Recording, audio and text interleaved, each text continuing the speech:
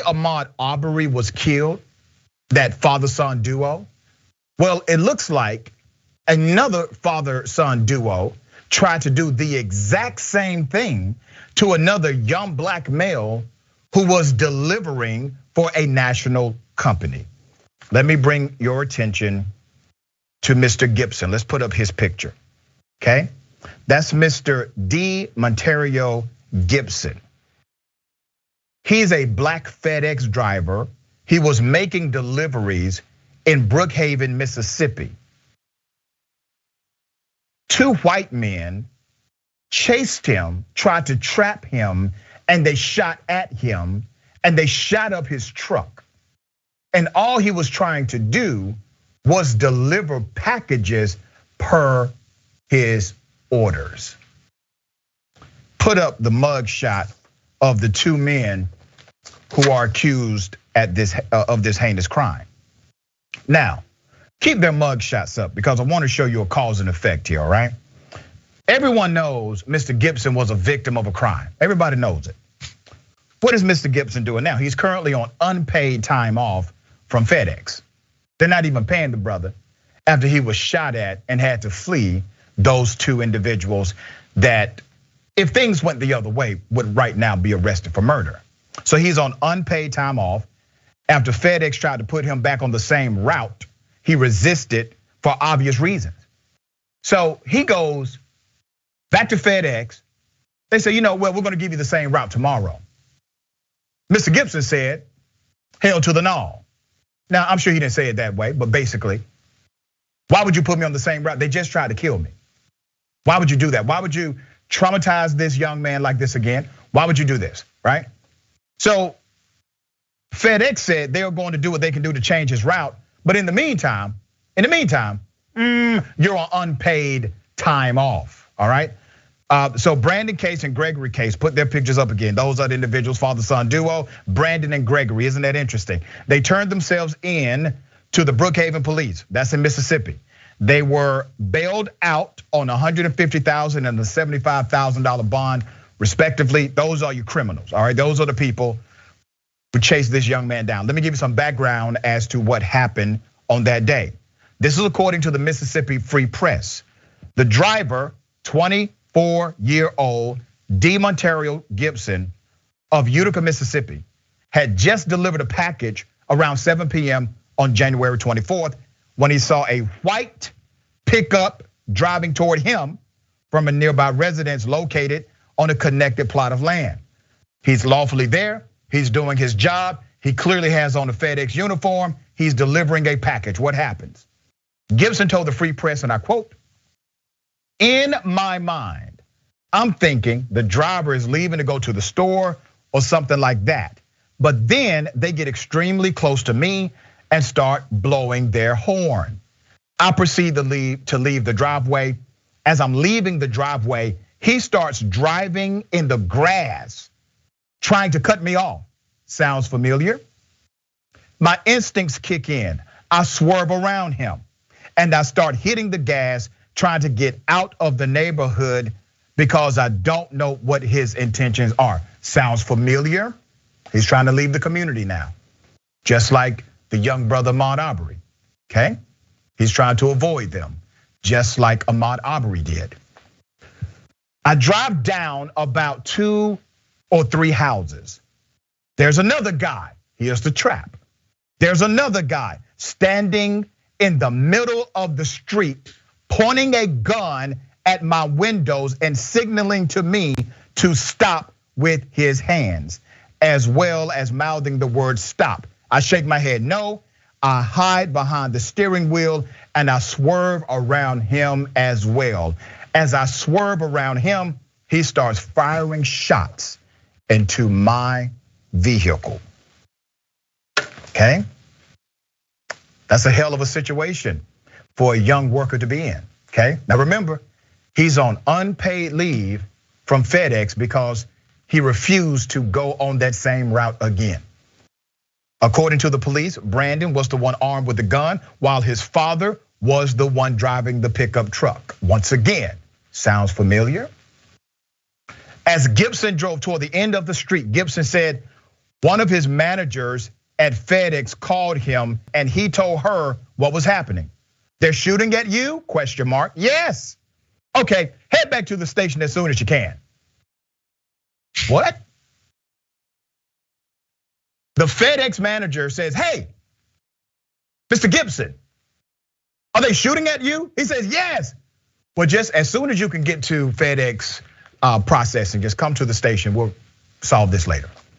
They didn't even want him to file a police report immediately. It gets deeper, okay? As Gibson made his way out of BrookHaven, he noticed the pickup truck was still following him. Still following him. He's out of the community. Gibson says he went as fast as he could and was chased all the way to the interstate. Once he was about 10 or 15 minutes down the interstate. Think about how long this is. 1 minute running away from someone with a gun feels like an eternity. This man has been doing it for about 20 minutes now total, all right? Okay?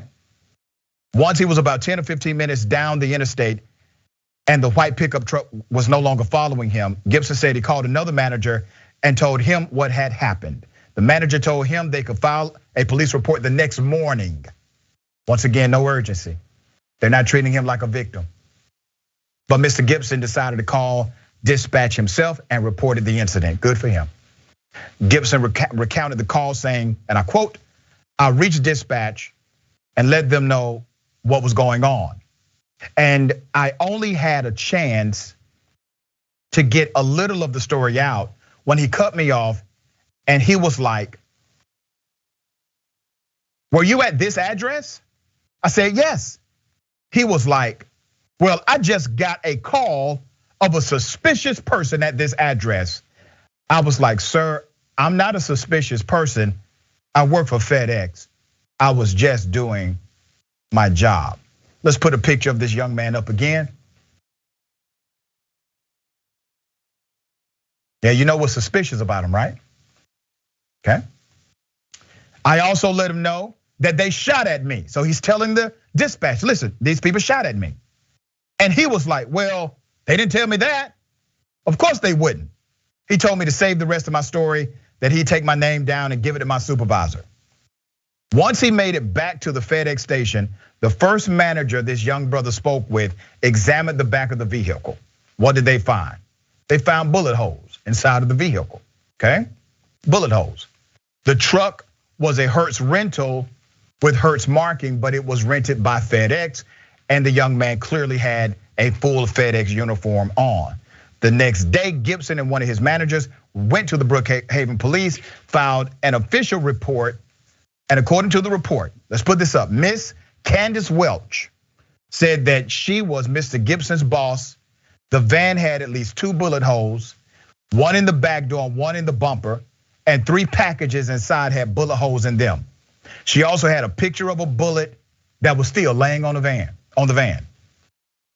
Gibson also told Free Press that one white officer, whose name he did not know, asked him if he had been doing anything to make them think he looked suspicious.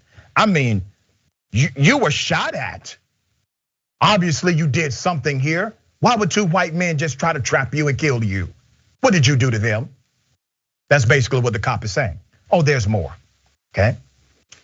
BrookHaven police did not respond to the Free Press request for a comment at the time of their reporting. Gibson said the police chief tried to emphasize how non-racist the community is. That the town of BrookHaven, we don't have racist here. Well, that seemed odd to me, according to Mr. Gibson. The BrookHaven chief of police, Kenny Collins, is black. BrookHaven has a history of lynching. In 1955, civil rights activist Lamar Smith died after someone shot him on the lawn of the Lincoln County Courthouse in BrookHaven. Local police never charged any suspects with the crime. The attorney for Mr. Gibson told the Mississippi Free Press that he plans to ask the FBI and the Mississippi Bureau of Investigations, MBI, to open an official investigation. He also plans to ask the US State Department of Justice to prosecute this as a hate crime. The attorney, Mr. Moore, compared this to the Ahmaud Arbery murder, saying, and I quote, "It's just sad that it happens. It seems to be a copycat duo copying off the Ahmaud Arbery case. They saw this man was a black man and they just hauled off and shot at him at multiple times. At least the younger son did. The older guy tried to entrap him. They were working concertedly to try to entrap and kill this man. I mean, they shot at him several times. It's amazing that he survived." I know that was lengthy, but it's necessary to tell the full story here. This is, without question in my mind, an attempted copycat murder. Rayvon, what are your thoughts on this case? Yeah, I couldn't agree more. The facts of this, the setup of these two, attempted murderers is so similar to Ahmaud Arbery. It's almost striking, really. And the fact that they were only charged with aggravated assault and conspiracy is such an undermining of justice. Not even attempted murder, aggravated assault. They shot at him multiple times. It was clearly planned. He was positioned in the middle of the road and the driver was steering him towards the man with the gun. It's clear cut. It should not be, could be aggravated assault. We don't know if we could prove murder. It's clearly attempted murder in my mind. From what I've learned in law school. And on top of that, it's clearly a hate crime. I mean, at the very worst, I don't believe they actually thought he was doing anything illegal. But even if they did, at the very worst, he trespassed. In no universe does a trespass allow you to shoot someone. Right. It was just an attempt to lynch a man in broad daylight. And thank God they missed.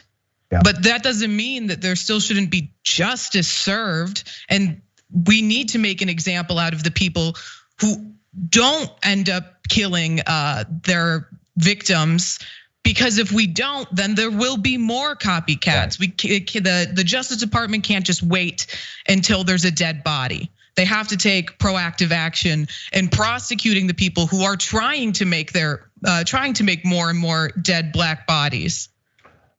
I echo everything you said, 100% correct. Let me highlight how all of these systems failed this young man. You had a corporate system that failed him. FedEx failed him top to bottom. You had a judicial system that has failed him. The charges do not equate to the severity of the crime against him. And even the dispatch, as well as the police officers involved, tried to make light of it. You had multiple failures, including the social failure, which created the atmosphere for the incident itself, the racism. So all of these systemic failures surround this young man within one point of his life. His corporate failure, or the corporate failure around him, the systemic political failures, the systemic judicial failure, and now you have this, all right? We're gonna follow this story, and the charges need to be appropriately applied.